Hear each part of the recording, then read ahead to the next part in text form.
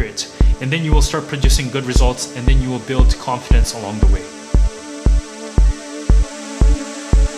Number 7 is putting the work in and outworking everyone, which is kind of counterintuitive to put it in this video because this is a study technique video.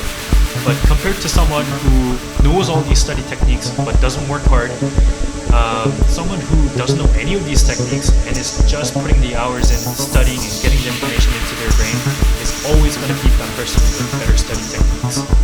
I wasn't the brightest person in my class, so what I did was I just literally outworked everyone.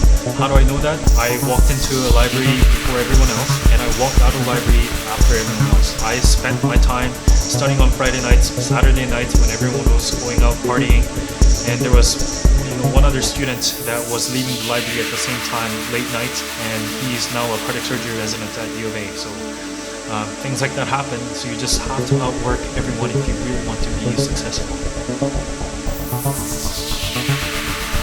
Number 8 is getting a serious study partner and friend who want it as bad as you.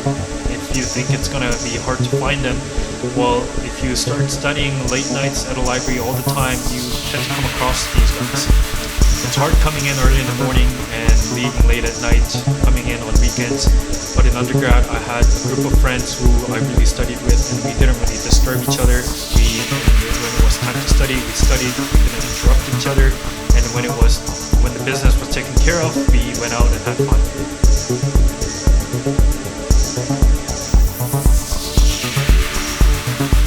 Number 9 is staying consistent and staying on top of everything, especially in medicine where there's like a million things going on. If I start to lose track of things, I get super stressed, so I have to be on top of every email, I have to be on top of every assessments and all the work that I have to do.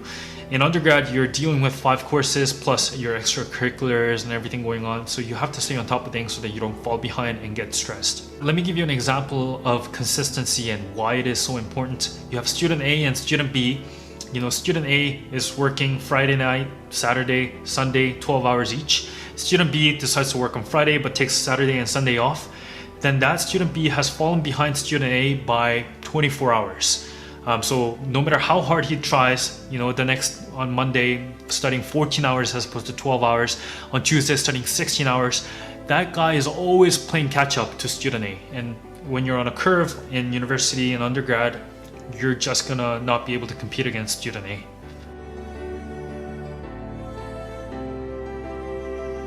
Number 10 is effectively controlling your anxiety and your worry when you're going through school. There are 2 types of warriors. One is someone who doesn't study and is worried about not studying.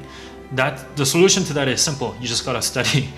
Number 2, the second type of warrior is someone who worries despite having done all their studies. And when you're in that position, then you need to write down what you're worried about. So on a notebook, on an iPad or whatever, you're worrying because you're not seeing what you're worried about. So divide a line halfway in the middle, write down what you can control and what you cannot control.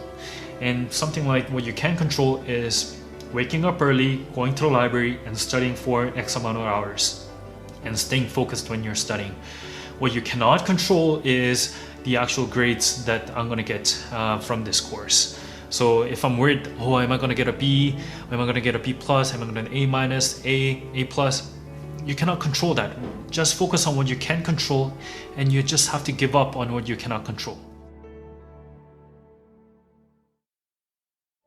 I bet most of your people who've sat in this chair, it's not about what college they went to. It's about their own initiative, their own drive, their own ambitions, their own curiosity.